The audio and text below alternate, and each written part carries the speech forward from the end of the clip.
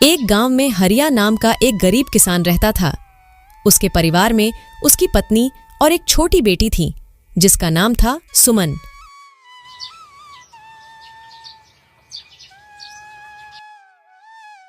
हरिया की अपनी कोई जमीन नहीं थी, इसलिए वह दूसरों की जमीन पर खेती करता और जो कुछ पैसे मिलते उससे अपने घर का गुजारा करता था।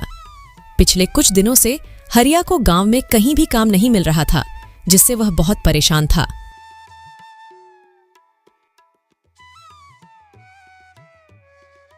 आज कुछ कमा के लाए हो या नहीं? घर में खाने के लिए और कुछ नहीं बचा है। बस थोड़े से दाल चावल बचे थे, उसकी मैंने खिचड़ी पका दी है। पिछले कई दिनों से गांव में कोई काम नहीं मिल रहा है। लोगों का कहना है कि अभी इस महीने उनके पास करवाने को कोई काम नहीं है। जब फसलों की कटाई शुरू होगी तब काम मिलेगा। अब मैं तो यह सोचकर परेशान हूं कि इस महीने अगर कोई काम नहीं मिला तो सबके खाने पीने का जुगाड़ मैं कैसे करूंगा। आप चिंता मत करो, भगवान हमारी मदद जरूर करेंगे।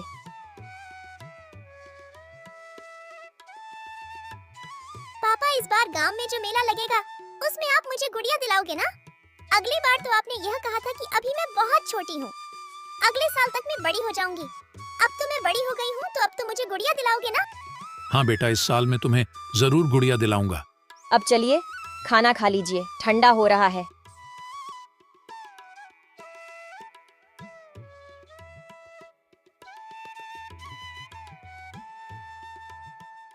सरला, तुम भी आकर खाना खा लो। जी, आप खा लीजिए, मैं थोड़ी देर बाद खा लूंगी। हरिया और उसकी बेटी दोनों खाना खा लेते हैं। तभी उनके दरवाजे पर एक संत की दस्तक होती है। कोई तो कुछ खाने को दे दो, भगवान तुम्हारा भला करेगा। संत की आवाज सुनकर हरिया और उसकी पत्नी बाहर आते हैं। बेटा, क्या तुम्हारे पास खाने को कुछ है? बाबा, हमारे पास तो खुद के खाने के लिए भी ठीक से खाना नहीं हो पाता। हम आपको कहां से देंगे? थोड़े से खिचड़ी पकाई थी, वह भी मैं अभी खा लिया हूं। अब हमारे पास कुछ भी नहीं है। रुकिए बाबा, अभी मेरे हिस्से का खाना बचा हुआ है, मैं अभी लेकर आती हूँ। पर सरला, तुम अगर यह खाना बाबा को दे दोगी तो तुम क्या खाओगी? बर्तन में तो बस थोड़ी से ही चावल बचे हैं। आप इसकी चिंता मत कीजिए, मैं भूखी रह लूंगी, लेकिन अपने घर के आंगन से मैं किसी संत को भूखा नहीं जाने दे सकती। इससे मुझे पाप लगेगा। ठीक है सरला, जैसी तुम्हारी इच्छा। सरला अपने हिस्से का खाना लाकर बाबा को दे देती है और बाबा उस खाने को खा लेते हैं।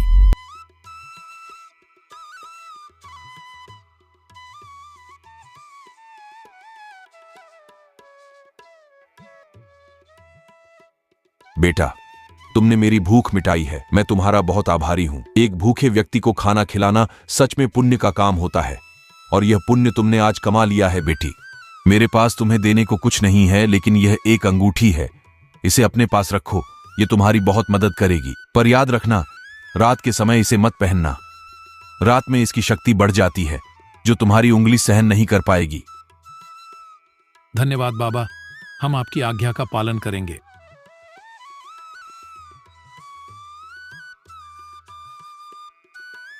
संत के जाने के बाद हरिया अंगूठी को देखकर सरला से कहता है, इस अंगूठी में ऐसा क्या है जो बाबा ने हमें इसे देने के लिए चुना?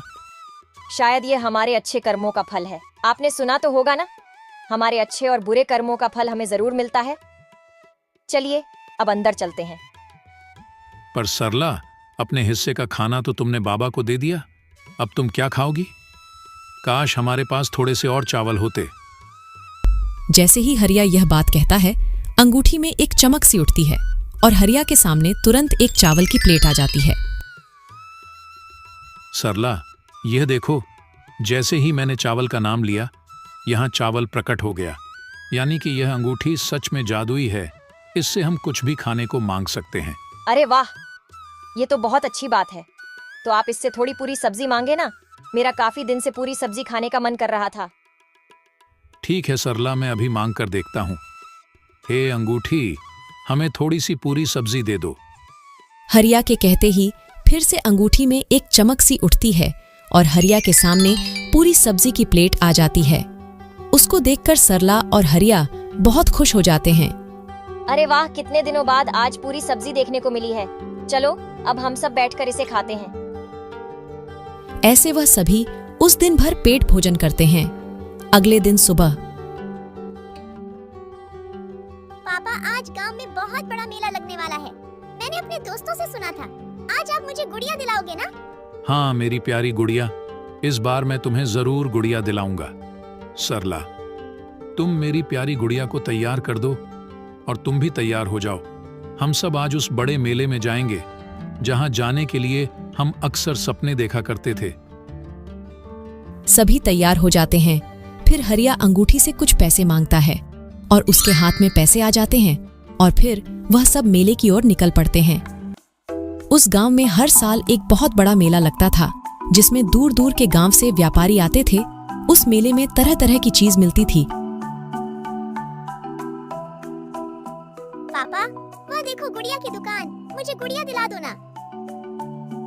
भैया जरा ये वाली गुड़िया दिखाना। ये लो मेरी प्यारी गुड़िया, ये तुम्हारे लिए। पापा, यह तो बहुत ही सुंदर गुड़िया है। भैया कितना दाम है इस गुड़िया का? जी 50 रुपए। ये लो भैया इस गुड़िया के पैसे। सरला, तुम भी अपने लिए कुछ पसंद कर लो। वहां देखो कितनी सुंदर साड़ी की दुकान है। चलो वहां से तुम्हारे लिए साड़ियां भी पसंद करते हैं। भैया जरा वह वाली साड़ी दिखाना। अरे भैया, वह साड़ी बहुत महंगी है, तुम उसे नहीं खरीद पाओगे। कोई सस्ती सी साड़ी देख लो इनमें से। नहीं भैया, हमें वही साड़ी देखनी है। आप वही साड़ी दिखाओ। सरला, तुम्हें ये साड़ी कैसी लगी? ये साड़ी तो बहुत अच्छी है, पर महंगी भी बहुत होगी। सरला, तुम इसकी चिंता मत करो। बस तुम ये बताओ, तुम्हें ये साड़ी पसंद तो है ना? हाँ जी, साड़ी तो बहुत पसंद आई। भैया इस साड़ी का क्या दाम है? यह 1500 की साड़ी है। ठीक है भैया, ये लीजिए 1500 और ये साड़ी हमारे लिए पैक कर दीजिए। हरिया साड़ी को खरीद लेता है। हरिया ने उस मेले में से और भी काफी सारे सामान खरीदे। इस मेले में रामचंद्र के 2 नौकर मोहन और प्यारे भी आए हुए थे। रामचंद्र गांव का सबसे अमीर सेठ था और मोहन और प्यार उसके नौकर। जब मोहन और प्यारे ने हरिया को बहुत सारा सामान खरीदते हुए देखा तो वे दोनों आश्चर्य में हो जाते हैं। मोहन, ये देख, ये तो वही हरिया है ना जो अक्सर अपने गरीबी पर पूरे गांव भर में रोता रहता है। ये देख कैसे सामान खरीद रहा है। आखिर इसके पास इतने सारे पैसे कहां से आए? हाँ प्यारे, यह तो वही गरीब किसान हरिया है। अभी 2 दिन पहले ही तो यह सेठ जी से काम मांगने आया था, पर सेठ जी ने इसे काम देने से मना कर दिया था। चल उसी से पूछ कर देखते हैं। दोनों हरिया के पास आते हैं। और भाई हरिया, कैसी चल रही है खरीदारी?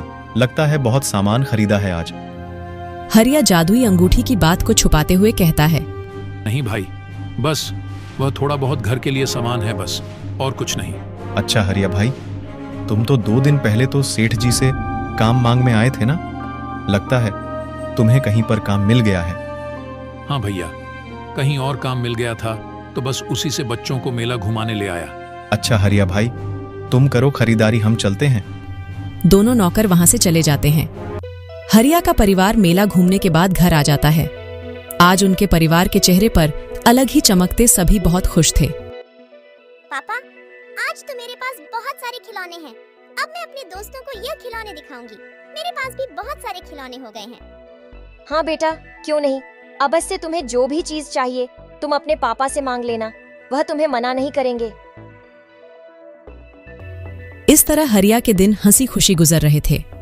हरिया ने अंगूठी की मदद से अपने घर के हालातों को सुधार लिया और अंगूठी से कुछ पैसे मांगकर गांव में उसने एक कपड़े की दुकान खोली। दुकान खोलने के साथ ही हरिया की दुकान चल पड़ी। उसकी दुकान पर तरह तरह के कपड़े थे, एक से बढ़कर एक। यह सब हरिया ने उस अंगूठी की मदद से हासिल किए थे। नए नए डिजाइन के कपड़े होने की वजह से हरिया की दुकान पर अक्सर ही लोग की भीड़ रहा करती थी। अब यह बात धीरे धीरे पूरे गांव भर में फैल रही थी कि हरिया जो कितना गरीब था वह अचानक से अमीर हो गया है और उसने गांव में एक बहुत बड़ी कपड़े की दुकान खोली है। अरे भाई, मैंने सुना है कि हरिया ने गांव में कोई दुकान खोली है। हाँ भाई, मैंने भी सुना है हरिया ने बहुत बड़ी दुकान खोली है। अरे भाई, मैं तो उसकी दुकान को देखकर भी आया हूँ। हरिया ने वाकई में बहुत बड़ी दुकान खुली है और उसके पास नई नई प्रकार के कपड़े हैं। अच्छा, आखिर ये कैसे हुआ? हरिया के पास दुकान खोलने के लिए इतने